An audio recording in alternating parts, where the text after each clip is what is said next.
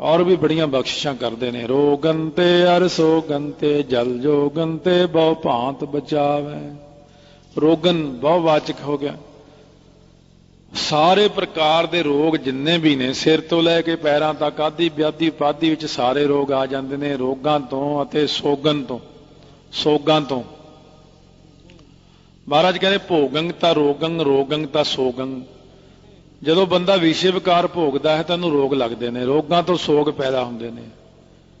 ਇਸ ਕਰਕੇ ਵਾਹਿਗੁਰੂ ਰੋਗਾਂ ਤੋਂ ਬਚਾਉਂਦਾ ਹੈ, ਸੋਗਾਂ ਤੋਂ ਬਚਾਉਂਦਾ ਹੈ। ਘਰ ਵਿੱਚ ਸੋਗ ਨਹੀਂ ਪੈਣ ਤਾਂ ਤੇ ਜਲ ਜੋਗਨ ਤੇ ਬਹੁ ਭਾਂਤ ਬਚਾਵ ਹੈ।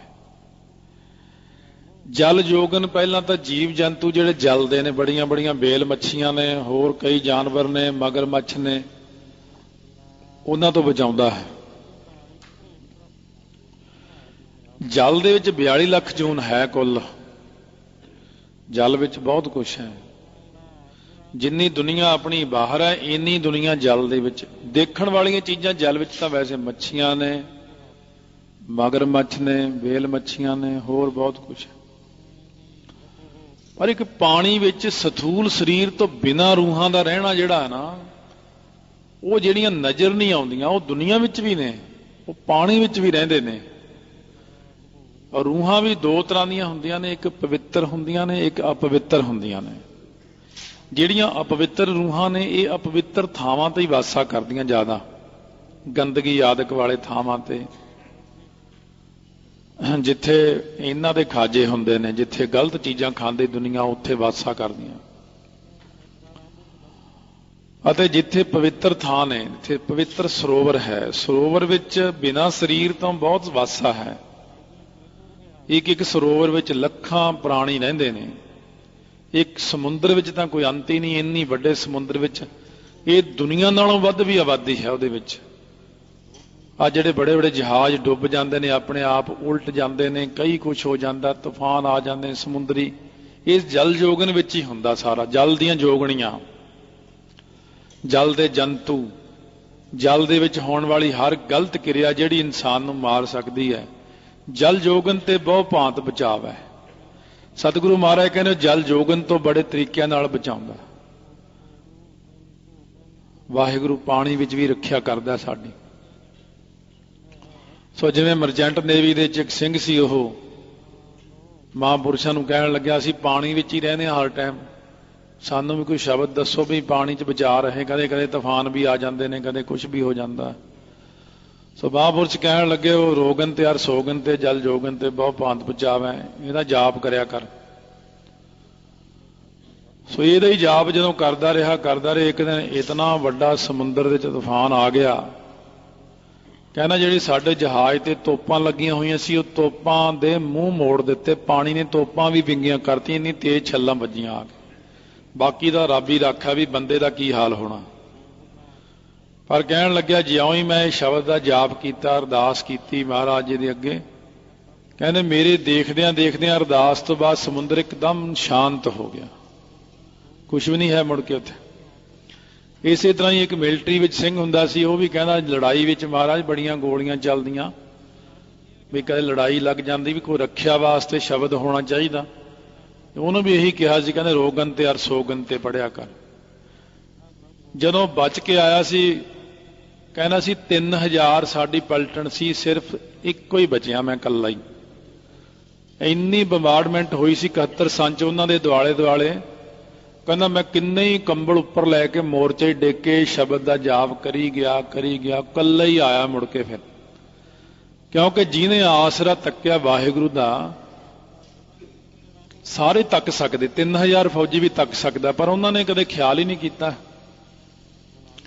ਮਹਾਰਾਜ ਦਸਵੇਂ ਪਾਤਸ਼ਾਹ ਕਹਿੰਦੇ ਰੋਗਨ ਤੇ ਅਰ ਸੋਗਨ ਤੇ ਜਲ ਜੋਗਨ ਤੇ ਬਹੁ ਭਾਂਤ ਬਚਾਵੈ। ਬੜੇ ਤਰੀਕਿਆਂ ਨਾਲ ਬਚਾ ਲੈਂਦਾ ਉਹ। ਜਿਹਨੂੰ ਉਹਨੇ ਬਚਾਉਣਾ ਉਹਨੂੰ ਕੋਈ ਕੁਛ ਵੀ ਨਹੀਂ ਕਰ ਸਕਦਾ, ਜਿੰਨਾ ਮਰਜ਼ੀ ਕੁਛ ਕਰੀ ਜਾਵੇ। ਇਹਨੂੰ ਨਹੀਂ ਬਚਾਉਣਾ, ਉਹਨੂੰ ਨਹੀਂ ਬਚਾਉਣਾ।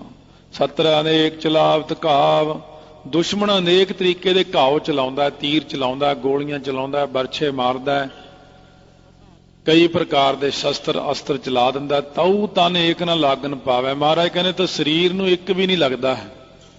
ਜਿੰਨਾ ਮਰਜ਼ੀ ਕੋਈ ਗੋਲੀਆਂ ਚਲਾਈ ਜਾਵੇ, ਜਿੰਨਾ ਮਰਜ਼ੀ ਕੋਈ ਤੀਰ ਚਲਾਈ ਜਾਵੇ, ਬੜੇ ਪ੍ਰੇਮੀ ਬੈਠੇ ਨੇ ਮਿਲਟਰੀ ਦੇ ਵਿੱਚ ਵੀ, ਹੋਰ ਥਾਵਾਂ ਤੇ ਵੀ ਮਹਾਂਪੁਰਸ਼ ਵੀ ਬੜੇ ਹੋਏ ਨੇ ਮਿਲਟਰੀ ਦੇ ਵਿੱਚ।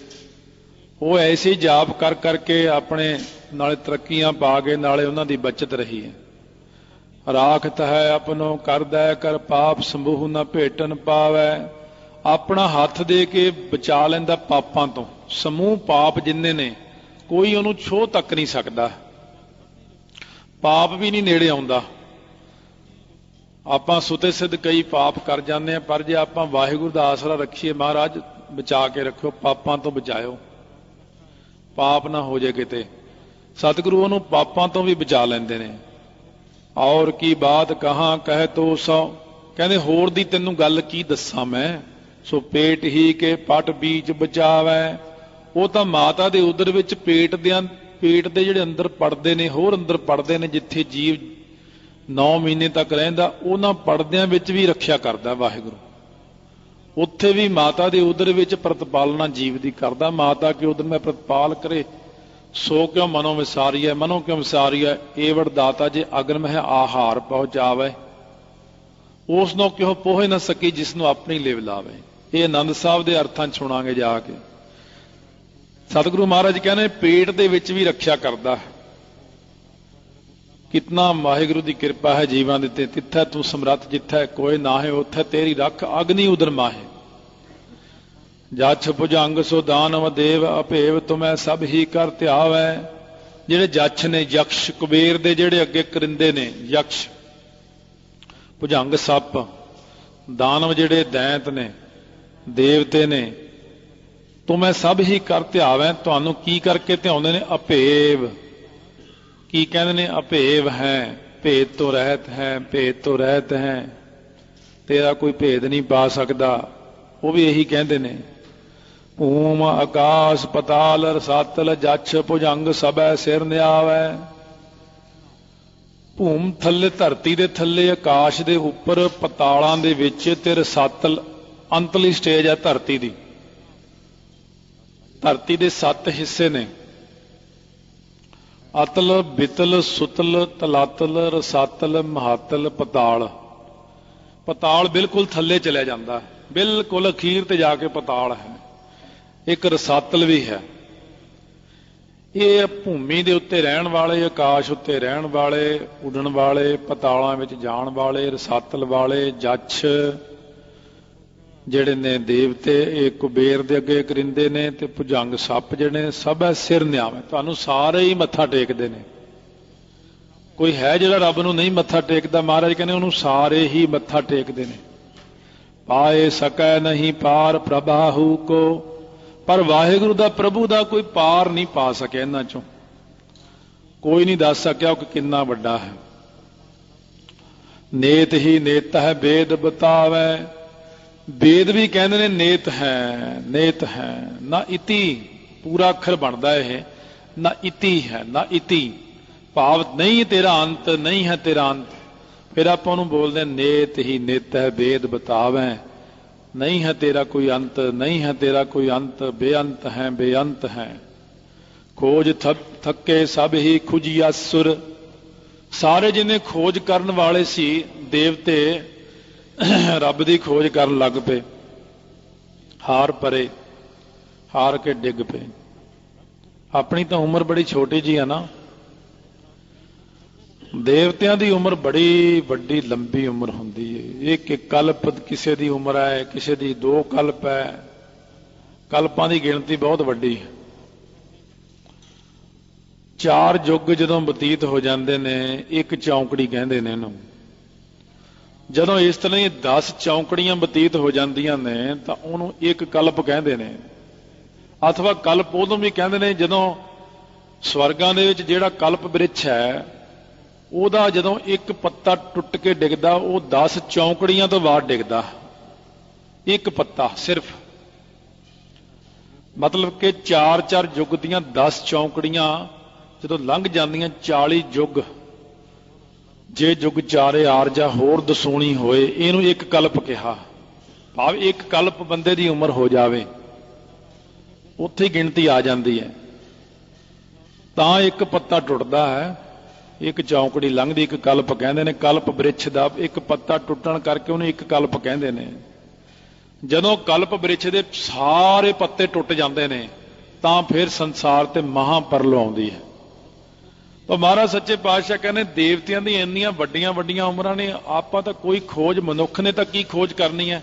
ਆਪਣੇ ਕੋਲ ਤਾਂ ਉਹਨੇ ਸਾਧਨ ਵੀ ਹੈ ਨਹੀਂ ਗੇ। ਆਹ ਤਾਂ ਸਾਇੰਸਦਾਨ ਇੱਥੋਂ ਦੂਰਬੀਨਾਂ ਲਾ ਲਾ ਕੇ ਦੇਖ, ਦੇਵਤੇ ਤਾਂ ਜਿੱਥੇ ਮਰਜ਼ੀ ਪਹੁੰਚ ਸਕਦੇ ਨੇ, ਉੱਡ ਜਾਂਦੇ ਨੇ। ਤਾਂ ਉਹਨਾਂ ਨੂੰ ਨਹੀਂ ਜਦ ਉਹਦਾ ਪਤਾ ਲੱਗਿਆ ਹਾਰ ਪਰੇ ਹਰ ਹਾਥ ਨਾ ਆਵੈ, ਉਹ ਹਾਰ ਹੰਬ ਕੇ ਡਿੱਗ ਪਏ ਨੇ, ਉਹਨਾਂ ਦੀ ਸਮਰੱਥਾ ਮੁੱਕ ਜਾਂਦੀ ਆ, ਉਹ ਗਾਂ ਜਾ ਹੀ ਨਹੀਂ ਸਕਦੇ ਸੱਚਖੰਡ ਤੱਕ, ਤਾਂ ਇਹਨਾਂ 'ਚ ਕੋਈ ਜਾ ਹੀ ਨਹੀਂ ਸਕਦਾ। ਇਸ ਕਰਕੇ ਉਹ ਵੀ ਹਾਰ ਕੇ ਡਿੱਗ ਪੈਂਦੇ ਨੇ। ਨਾਰਦ ਸੇ ਚਤੁਰਾਨਨ ਸੇ ਰੁਮ ਨਾ ਰਿਖ ਸੇ ਸਭ ਹੂੰ ਮਿਲ ਗਾਇਓ। ਨਾਰਦ ਮੁਨੀ ਜਿਹੜਾ ਬੜਾ ਅੱਛਾ ਗਿਆਤਾ ਹੈ ਰਾਗ ਵਿਦਿਆ ਦਾ, ਬੜਾ ਸੋਹਣਾ ਕੀਰਤਨ ਕਰਦਾ ਹੈ। ਕਿਉਂਕਿ ਦੁਨੀਆ ਦੀਆਂ ਕੁੱਲ ਵਿਦਿਆ 14 ਵਿਦਿਆ ਵਿੱਚੋਂ ਆਪਣੇ ਚੋਂ ਕੋਈ 1 2 3 4 ਤੱਕ ਜਾ ਸਕਦਾ, 5 ਤੱਕ ਜਾ ਸਕਦਾ, ਵੱਧ ਤੋਂ ਵੱਧ, ਇਦੋਂ ਜ਼ਿਆਦਾ ਨਹੀਂ ਜਾਂਦਾ।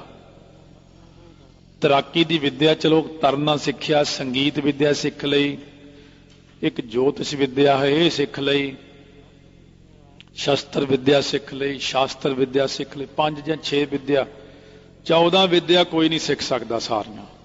ਨਾਰਦ ਮੁਨੀ 14 ਵਿਦਿਆ ਦਾ ਗਿਆਤਾ ਹੈ। ਨਾਰਦ ਵਰਗੇ ਜਿਹੜੇ ਗਾਉਂਦੇ ਨੇ ਸੰਗੀਤ, ਨਾਰਦ ਸੇ ਚਤੁਰਾਨਨ ਸੇ, ਆਨਨ ਮੂੰਹ ਨੂੰ ਕਹਿੰਦੇ, ਚਤੁਰ ਚਾਰ ਨੂੰ ਕਹਿੰਦੇ, 4 ਮੂੰਹਾਂ ਵਾਲਾ ਬ੍ਰਹਮਾ ਵੀ। ਨਾਰਦ ਵਰਗੇ, ਬ੍ਰਹਮਾ ਵਰਗੇ। ਰੁਮਨਾ ਰਿਖ, ਇਹ ਰੁਮਨਾ ਰਿਖ ਐਸਾ ਰਿਖੀ ਆ ਜਿਹਨੂੰ ਸੂਤ ਵੀ ਇਹਦਾ ਨਾਮ ਆਇਆ, ਸ੍ਰੀਮਦ ਭਾਗਵਤ ਵਿੱਚ ਸੂਤ ਇਹਦਾ ਨਾਮ ਆਇਆ, ਗ੍ਰੰਥਾਕਾਰਾਂ ਨੇ ਇਹਦਾ ਨਾਮ ਸੂਤ ਲਿਖਿਆ। ਇਹ ਰੁਮਨਾ ਰਿਖ ਰਿਸ਼ੀ ਬਿਆਸ ਰਿਸ਼ੀ ਦਾ ਚੇਲਾ ਹੋਇਆ। ਇਹ ਰੁਮਨਾ ਇਹਦਾ ਨਾਂ ਤਾਂ ਪਿਆ ਕਿ ਇਹ ਆਈਆਂ ਜਿਹੀਆਂ ਰੋਮਾਂਚਕ ਕਹਾਣੀਆਂ ਤੇ ਦੇਵਤਿਆਂ ਨੂੰ ਆਈਆਂ ਜਿਹੀਆਂ ਗੱਲਾਂ ਸੁਣਾ ਦਿੰਦਾ ਕਿ ਰੋਮਾਵਲੀ ਖੜੀ ਕਰਦਾ ਰਿਸ਼ੀਆਂ ਮੁਨੀਆਂ ਦੀ। ਐਸੀਆਂ ਬਹੁਤ ਸੁੰਦਰ ਸੁੰਦਰ ਸਾਰੀਆਂ ਉਹਨਾਂ ਨੂੰ ਗੱਲਾਂ ਸੁਣਾ ਦਿੰਦਾ। ਰੁਮਨਾ ਰਿਖ ਸੇ ਸਭ ਹੂੰ ਮਿਲ ਗਾਇਓ। ਇਹ ਰੁਮਨਾ ਰਿਖੀ ਨੇ, ਆਦਿਕ ਨੇ, ਸਾਰਿਆਂ ਨੇ ਮਿਲ ਕੇ ਵੀ ਉਹਨੂੰ ਗਾਇਨ ਕੀਤਾ ਹੈ। ਵੇਦ ਕਤੇਬ ਨਾ ਭੇਦ ਲਖਿਓ, ਵੇਦਾਂ ਨੇ ਕਤੇਬਾਂ ਨੇ ਵੀ ਵਾਹਿਗੁਰੂ ਦਾ ਭੇਦ ਨਹੀਂ ਪਾਇਆ ਹਾਲ ਤੱਕ। ਸਭ ਹਾਰ ਪਰੇ, ਹਾਰ ਕੇ ਡਿੱਗ ਪਏ। ਲਾ ਲਿਆ ਜ਼ੋਰ ਆਪਣਾ, ਜ਼ੋਰ ਜ਼ਾਰ ਲਾ ਕੇ ਸਾਰੇ ਡਿੱਗ ਪਏ। ਹਰ ਹਾਥ ਨਾ ਆਇਓ, ਵਾਹਿਗੁਰੂ ਇਹਨਾਂ ਦੇ ਕਿਸੇ ਦੇ ਹੱਥ 'ਚ ਨਹੀਂ ਆਏ। ਇਹ ਆਪਣੇ ਆਪ ਨੂੰ ਬਹੁਤ ਸਿਆਣੇ ਸਮਝਦੇ ਆ ਨਾ, ਨਹੀਂ ਆਉਂਦੇ। ਵਾਹਿਗੁਰੂ ਕਿਸੇ ਦੇ ਹੱਥ 'ਚ ਨਹੀਂ ਆਏ। ਪਾਏ ਸਕੈ ਨਹੀਂ ਪਾਰ ਉਮਾਪਤ, ਉਮਾ ਪਾਰਬਤੀ ਨੂੰ ਕਹਿੰਦੇ ਨੇ ਪਤ, ਉਹਦਾ ਪਤੀ ਕੌਣ ਹੈ? ਸ਼ਿਵ ਜੀ। ਪਾਏ ਸਕੈ ਨਹੀਂ ਪਾਰ ਉਮਾਪਤ, ਸ਼ਿਵ ਜੀ ਵੀ ਨਹੀਂ ਉਹਦਾ ਅੰਤ ਪਾ ਸਕੇ। ਸਿੱਧ ਸਨਾਸ ਸਨੰਤਨ ਧਿਆਇਓ, ਸਿੱਧਾਂ ਨੇ ਧਿਆਇਆ, 9 ਨਾਥਾਂ ਨੇ ਧਿਆਇਆ। ਸਨੰਤਨ ਹੁੰਦਾ ਸਨਾਤਨ, ਵਿਸ਼ਨੂੰ ਤੇ ਬ੍ਰਹਮਾ ਨੇ ਵੀ ਧਿਆਇਆ, ਉਹ ਵੀ ਅੰਤ ਨਾ ਪਾ ਸਕੇ। ਸਤਿਗੁਰੂ ਜੀ ਹੁਣ ਆਪਾਂ ਨੂੰ ਕਹਿੰਦੇ ਨੇ, ਇੰਨਾ ਤਾਂ ਤੁਹਾਨੂੰ ਦੱਸ ਦਿੱਤਾ ਨਾ ਵੀ ਕੋਈ ਉਹਦਾ ਅੰਤ ਨਹੀਂ ਪਾ ਸਕਿਆ ਅੱਜ ਤੱਕ। ਤੇ ਮਹਾਰਾਜ ਕਹਿੰਦੇ ਨੇ ਅੰਤ ਪਾਉਣ ਦਾ ਯਤਨ ਵੀ ਨਾ ਕੋਈ ਕਰਿਓ। ਤੁਹਾਨੂੰ ਆਪਣੇ ਭਲੇ ਲਈ ਦੱਸਦੇ ਆ ਕਿ ਤੁਹਾਡਾ ਲਾਭ ਕਿਹੜੀ ਗੱਲ 'ਚ ਹੈ। ਧਿਆਨ ਧਰੋ ਤਿਹ ਕੋ ਮਨ ਮੈਂ, ਜਿਹ ਕੋ ਅਮਿਤ ਓਜ ਸਭੈ ਜਗ ਛਾਇਓ। ਜਿਹਦਾ ਅਮਿਤ ਓਜ, ਅਮਿਤ ਬਲ ਸਾਰੇ ਜਗ ਦੇ ਉੱਤੇ ਛਾਇਆ, ਸਾਰੇ 3 ਲੋਕਾਂ ਤੇ। ਧਿਆਨ ਧਰੋ ਤਿਹ ਕੋ ਮਨ ਮੈਂ, ਤੁਸੀਂ ਅੰਤ ਨਹੀਂ ਪਾਉਣਾ, ਤੁਸੀਂ ਉਹਦਾ ਧਿਆਨ ਧਰਨਾ ਮਨ ਦੇ ਵਿੱਚ, ਵਾਹਿਗੁਰੂ ਵਾਹਿਗੁਰੂ ਕਰਨਾ ਤੇ ਵਾਹਿਗੁਰੂ ਦਾ ਧਿਆਨ ਧਰਨਾ। ਵੇਦ ਪੁਰਾਨ ਕਤੇਬ ਕੁਰਾਨ, ਅਭੇਦ ਨਿਪਾਨ ਸਭੈ ਪਚ ਹਾਰੇ। ਵੇਦ ਜਿਹੜੇ ਨੇ ਇਹ ਵੀ ਪਚ ਕੇ ਹਾਰ ਗਏ ਨੇ, ਪੁਰਾਨ ਵੀ ਹਾਰ ਗਏ ਨੇ, ਕਤੇਬਾਂ ਵੀ ਹਾਰ ਗਈਆਂ, ਕੁਰਾਨ ਵੀ ਹਾਰ ਗਏ। ਕਿਉਂਕਿ ਵਾਹਿਗੁਰੂ ਅਭੇਦ ਹੈ, ਵਾਹਿਗੁਰੂ ਭੇਦ ਤੋਂ ਰਹਿਤ ਹੈ। ਨਿਰਪਾਨ, ਨਿਰਪ ਜਿਹੜੇ ਰਾਜੇ ਨੇ, ਸਭੈ ਪਚ ਹਾਰੇ, ਰਾਜੇ ਵੀ ਹਾਰ ਗਏ। ਛੋਟੇ ਛੋਟੇ ਰਾਜੇ ਨਹੀਂ, ਬਹੁਤ ਵੱਡੇ ਵੱਡੇ ਰਾਜੇ ਜਿਹੜੇ ਸੀ ਉਹ ਵੀ ਹਾਰ ਗਏ, ਉਹ ਵੀ ਵਾਹਿਗੁਰੂ ਦਾ ਅੰਤ ਨਹੀਂ ਪਾ ਸਕੇ। ਭੇਦ ਨਾ ਪਾਏ ਸਕਿਓ, ਅਨਭੇਦ ਕੋ ਖੇਦਤ ਹੈ, ਅਨਛੇਦ ਪੁਕਾਰੇ। ਭੇਦ ਨਹੀਂ ਪਾ ਸਕੇ, ਅਨਭੇਦ ਵਾਹਿਗੁਰੂ ਦਾ, ਭੇਦ ਤੋਂ ਰਹਿਤ ਹੈ। ਖੇਦਤ ਹੈ, ਆਪਣੇ ਸਰੀਰ ਨੂੰ ਬੜਾ ਖੇਦ ਦਿੰਦੇ ਨੇ, ਦੁੱਖ ਦਿੰਦੇ ਨੇ, ਕਦੇ ਪੁੱਠੇ ਲਟਕਦੇ, ਕਦੇ ਪਾਣੀ 'ਚ ਖੜਦੇ ਨੇ, ਕਦੇ ਭੁੱਖੇ ਰਹਿੰਦੇ ਨੇ, ਕਦੇ ਪਿਆਸੇ ਰਹਿੰਦੇ ਨੇ ਕਿ ਵਾਹਿਗੁਰੂ ਦਾ ਅੰਤ ਪਾ ਲਈਏ। ਪਰ ਵਾਹਿਗੁਰੂ ਦਾ ਅੰਤ ਸਰੀਰ ਨੂੰ ਕਸ਼ਟ ਦੇ ਕੇ ਤਾਂ ਨਹੀਂ ਪਾਇਆ ਜਾ ਸਕਦਾ।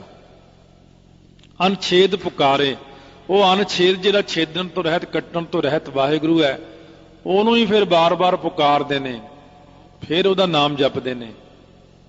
ਰਾਗ ਨਾ ਰੂਪ ਨਾ ਰੇਖ ਨਾ ਰੰਗ ਨਾ ਸਾਕ ਨਾ ਸੋਗ ਨਾ ਸੰਗ ਤਿਹਾਰੇ, ਜਿਹਦਾ ਕੋਈ ਰਾਗ ਨਹੀਂ, ਜਿਹਦੇ ਅੰਦਰ ਰਾਗ ਦਵੈਸ਼ ਨਹੀਂ ਹੈ, ਈਰਖਾ ਨਹੀਂ ਹੈ।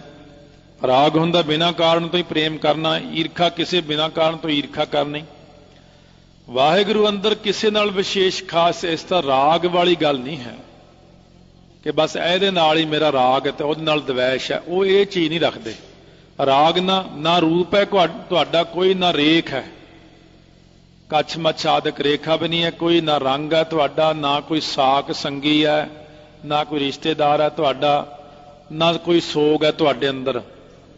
ਜਿਹੜਾ ਐਸੇ ਸਰੂਪ ਵਾਲਾ ਵਾਹਿਗੁਰੂ ਸਤਿਗੁਰੂ ਕਹਿੰਦੇ ਸੰਗ ਤਿਹਾਰੇ, ਕਹਿੰਦੇ ਉਹ ਤੁਹਾਡੇ ਨਾਲ ਹੀ ਰਹਿੰਦਾ, ਕਿਉਂਕਿ ਉਹ ਦਿਖਦਾ ਨਹੀਂ ਨਾ, ਉਹਦਾ ਰੂਪ ਹੀ ਕੋਈ ਨਹੀਂ ਹੈਗਾ, ਫਿਰ ਵੀ ਸਾਡੇ ਨਾਲ ਹੈ। ਆਦ ਅਨਾਦ ਅਗਾਧ ਅਭੇਖ ਅਦਵੈਖ ਜਪਿਓ ਤਿਨ ਹੀ ਕੁਲ ਤਾਰੇ, ਉਹ ਜੋ ਆਪ ਵਾਹਿਗੁਰੂ ਸਾਡਾ ਆਦ ਰੂਪ ਹੈ ਸਾਡਾ, ਅਨਾਦ ਉਹਦਾ ਕੋਈ ਆਦ ਨਹੀਂ, ਅਗਾਧ ਜੋ ਡੂੰਘਾ, ਭੇਖ ਜੋ ਭੇਖਾਂ ਤੋਂ ਰਹਿਤ ਹੈ, ਅਦਵੈਖ ਜੋ ਈਰਖਾ ਤੋਂ ਰਹਿਤ ਹੈ, ਦਵੈਸ਼ ਤੋਂ ਰਹਿਤ ਹੈ।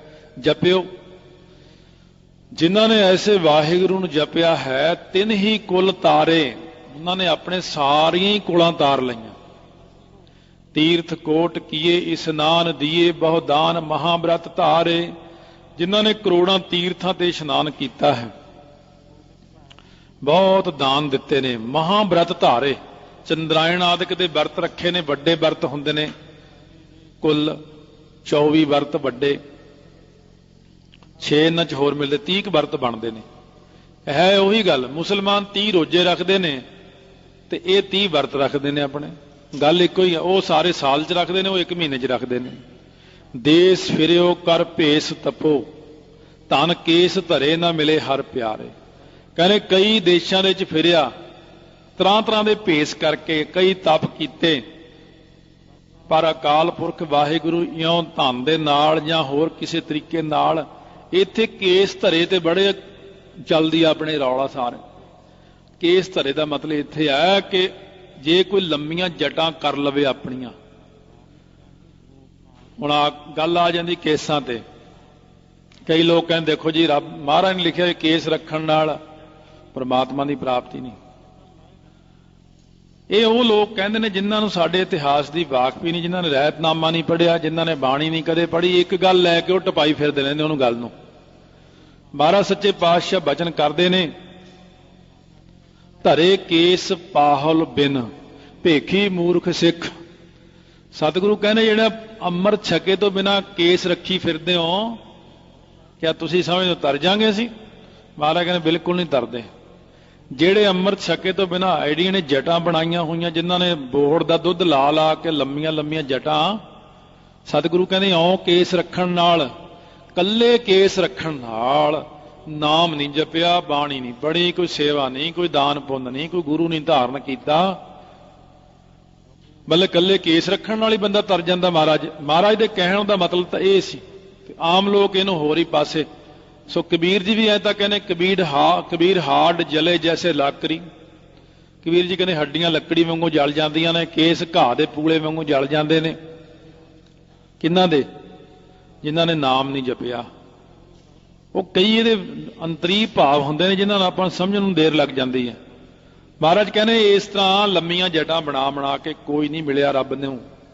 ਆਸਨ ਕੋਟ ਕਰੇ ਅਸ਼ਟਾਂਗ, ਕਈਆਂ ਨੇ ਆਸਣ ਕੋਟ ਕਰੇ, 84 ਆਸਣ ਮੁੱਖ ਨੇ ਸਿੱਧਾਂ ਵਾਲੇ, ਜੱਗ ਦੀਆਂ ਰੀਤੀਆਂ ਕੀਤੀਆਂ, ਜੱਗ ਵਿੱਚ ਆਸਣ ਲਾ ਕੇ ਬੈਠੇ, ਅਸ਼ਟਾਂਗ ਕੀਤਾ, ਯੋਗ ਦੇ 8 ਅੰਗਾਂ ਨੂੰ ਕਮਾਇਆ, ਯਮ ਨੇਮ ਆਦਿਕ ਯੋਗ ਦੇ 8 ਅੰਗ ਨੇ। ਅਸ਼ਟਾਂਗ ਧਰੇ ਬਹੁਤ ਨਿਆਸ ਕੀਤੇ ਉਹਨਾਂ ਨੇ। ਇਹ ਹੁੰਦਾ ਇੱਕ ਮੰਤਰ ਪੜ੍ਹ ਕੇ ਆਪਣੇ ਹੱਥਾਂ ਤੇ ਨਿਆਸ ਉਹਨੂੰ ਕਹਿੰਦੇ ਨੇ। ਸੋ ਫਿਰ ਆਪਣੇ ਮੂੰਹ ਤੇ ਫੇਰਨਾ ਹੱਥ, ਫਿਰ ਹੱਥ ਤਾਂ ਨੂੰ ਕਰਕੇ ਇਸ ਤਰ੍ਹਾਂ ਮੰਤਰ ਪੜ੍ਹਨਾ, ਫਿਰ ਆਪਣੀਆਂ ਬਾਹਾਂ ਤੇ ਫੇਰਨਾ, ਲੱਤਾਂ ਤੇ ਫੇਰਨਾ, ਪੇਟ ਤੇ ਫੇਰਨਾ। ਉਹ ਅੱਡ ਅੱਡ ਤਰ੍ਹਾਂ ਦਾ ਮੰਤਰ ਹੁੰਦਾ, ਉਹ ਅੰਗਾਂ ਦੀ ਰੱਖਿਆ ਲਈ ਪੜ੍ਹਦੇ ਨੇ। ਧਰੇ ਬਹੁ ਨਿਆਸ ਕਰੇ ਮੁਖ ਕਾਰੇ। ਇੱਕ ਦੀਵਾਨੇ ਸਾਧੂ ਨੇ ਕਰੇ ਮੁਖ ਕਾਰੇ, ਉਹ ਆਪਣਾ ਮੂੰਹ ਕਾਲਾ ਹੀ ਕਰਕੇ ਰੱਖਦੇ ਨੇ ਹਰ ਵਕਤ। ਉਹ ਦੀਵਾਨੇ ਸਾਧੂ ਨੇ, ਉਹ ਕਹਿੰਦੇ ਇਉਂ ਰੱਬ ਮਿਲਦਾ। ਕੋਈ ਕਹਿੰਦੇ ਬਹੁਤੇ ਨਿਆਸ ਕਰਨ ਨਾਲ ਮਿਲਦਾ, ਕੋਈ ਕਹਿੰਦੇ ਅਸ਼ਟਾਂਗ ਕਰਨ ਨਾਲ ਮਿਲਦਾ, ਕੋਈ ਕਹਿੰਦੇ ਆਸਣ ਲਾਉਣ ਨਾਲ ਰੱਬ ਮਿਲਦਾ। ਪਰ ਸਤਿਗੁਰੂ ਇੱਕੋ ਹੀ ਫੈਸਲਾ ਸੁਣਾ ਦਿੰਦੇ ਨੇ, ਦੀਨ ਦਿਆਲ ਅਕਾਲ ਭਜੇ ਬਿਨ। ਮਹਾਰਾਜ ਕਹਿੰਦੇ ਦੀਨ ਗਰੀਬਾਂ ਦੇ ਉੱਤੇ ਦਇਆ ਕਰਨ ਵਾਲਾ ਦਇਆਲੂ ਪਰਮੇਸ਼ਰ, ਉਹ ਅਕਾਲ ਪੁਰਖ ਵਾਹਿਗੁਰੂ ਦੇ ਭਜਨ ਕੀਤੇ ਤੋਂ ਬਿਨਾ ਅੰਤ ਕੋ ਅੰਤ ਕੇ ਧਾਮ ਸਿਧਾਰੇ। ਕਹਿੰਦੇ ਜਿੰਨੇ ਮਰਜੀ ਉੱਪਰ ਜਿੰਨੇ ਯਤਨ ਦੱਸੇ ਨੇ ਸਾਰੇ ਸਵਈਆਂ ਚ ਇੰਨੇ ਯਤਨ ਕੋਈ ਕਰ ਲੇ, ਪਰ ਅੰਤ ਨੂੰ ਅਖੀਰ ਧਰਮ ਰਾਜੇ ਦੇ ਕੋਲ ਹੀ ਜਾਣਾ ਪੈਣਾ। ਨਾਮ ਜਪੇ ਤੋਂ ਬਿਨਾ ਸਭ ਨੂੰ ਧਰਮ ਰਾਜੇ ਕੋਲ ਹੀ ਜਾਣਾ ਪੈਣਾ। ਜੇ ਡਾਇਰੈਕਟ ਸੱਚਖੰਡ ਨੂੰ ਹੀ ਜਾਣਾ, ਵੀ ਧਰਮ ਰਾਜੇ ਕੋਲ ਨਾ ਜਾਈਏ ਤਾਂ ਕਹਿੰਦੇ ਨਾਮ ਜਪੋ, ਨਹੀਂ ਤਾਂ ਇੰਨੇ ਯਤਨ ਦੱਸ ਦਿੱਤੇ ਜਿਨ੍ਹਾਂ ਦੀ ਗਿਣਤੀ ਵੀ ਨਹੀਂ ਆਪਾਂ ਕਰ ਸਕਦੇ। ਉਹਨਾਂ ਸਾਰੇ ਯਤਨਾਂ ਨੂੰ ਮਹਾਰਾਜ ਨੇ ਕਹਿ ਦਿੱਤਾ ਕਿ ਇਹਨਾਂ ਯਤਨਾਂ ਕਰਕੇ ਅਖੀਰ ਧਰਮ ਰਾਜੇ ਦੇ ਪੱਲੇ ਪੈਣਾ ਤੁਹਾਨੂੰ। ਇਸ ਕਰਕੇ ਸਿੱਖ ਸੰਗਤੋ, ਦੀਨ ਦਿਆਲ ਅਕਾਲ ਭਜੇ ਬਿਨ ਅੰਤ ਕੋ ਅੰਤ ਕੇ ਧਾਮ ਸਿਧਾਰੇ। ਵਾਹਿਗੁਰੂ ਵਾਹਿਗੁਰੂ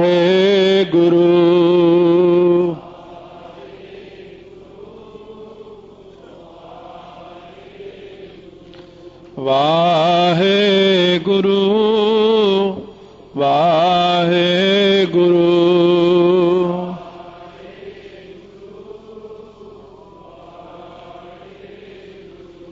ਵਾਹਿਗੁਰੂ ਵਾਹਿਗੁਰੂ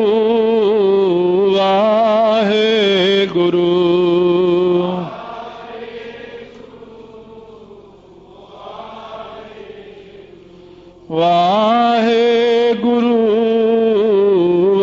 ਵਾਹਿਗੁਰੂ ਵਾਹਿਗੁਰੂ ਵਾਹਿਗੁਰੂ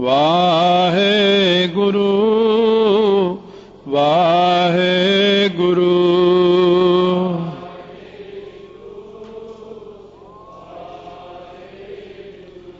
ਵਾਹਿਗੁਰੂ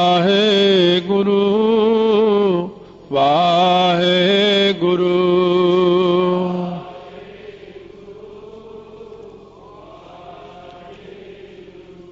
ਵਾਹਿਗੁਰੂ ਵਾਹਿਗੁਰੂ ਵਾਹਿਗੁਰੂ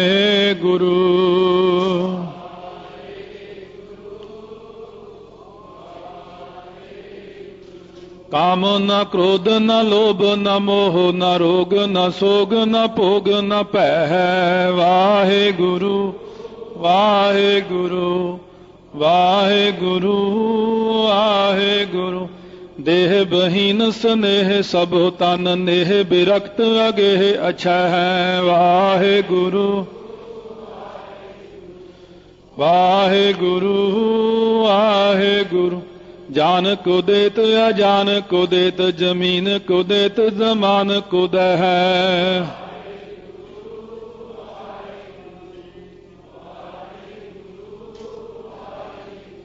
काहे को डोलत है तुमरी सुध सुंदर श्री पद्मा पत लहै। वाहे गुरु वाहे गुरु वाहे गुरु वाहे गुरु। रोगन ते अर सोगन ते जल जोगन ते बहु भांत बचावै। वाहे गुरु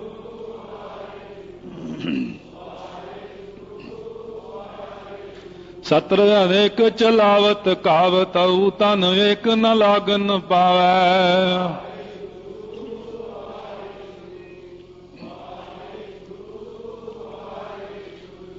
राखत है अपनो कर दै कर पाप समूह न भेटन पावै।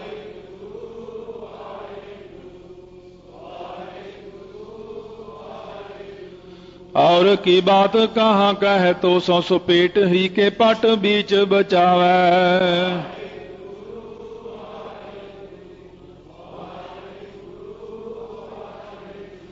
जछ भुजंग सो दानव देव अपेब तुम्हें सब ही कर ध्यावै।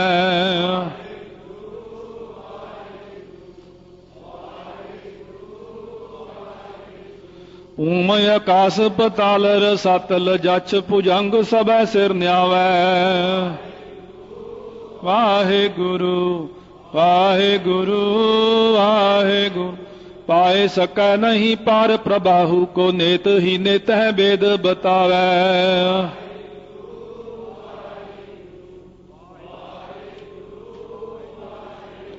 खोज थके सब ही खुजी असुर हार परे हर हाथ न आवै। वाहे गुरु वाहे गुरु वाहे गुरु। नारद से चतुरानन से रुम नारिक से सब हूँ मिल गायो।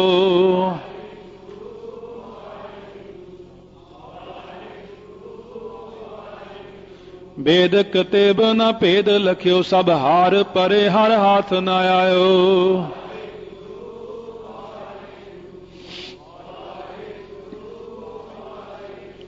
पाए सकै नहीं पार उमापत सिद्ध सनाथ सनंतन ध्यायो।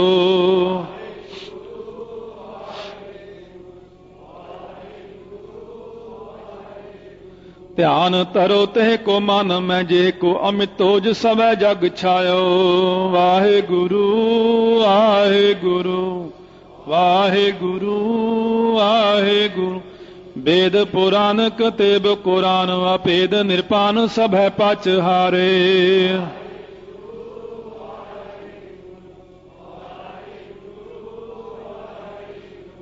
भेद न पाए सके अनभेद को खेदत है अनछेद पुकारे।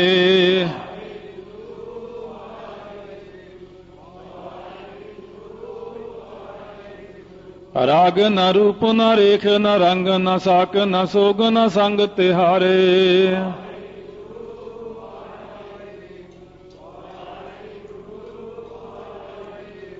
आद अनाद अगाध अपेख अदवैख जप्यो तिन ही कुल तारे।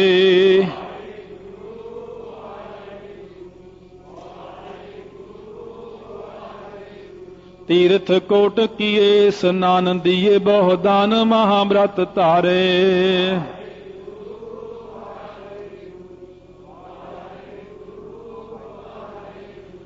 देश फिर्यो कर पेश तपो तान केस तरे न मिले हर प्यारे।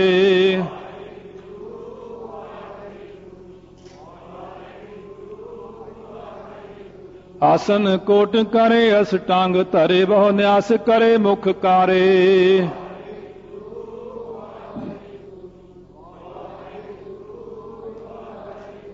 दीन दयाल अकाल भजे बिन अंत कुवंत के धाम सिधारे।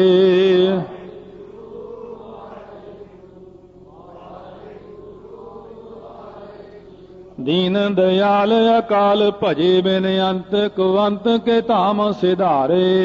आहे गुरु आहे गुरु।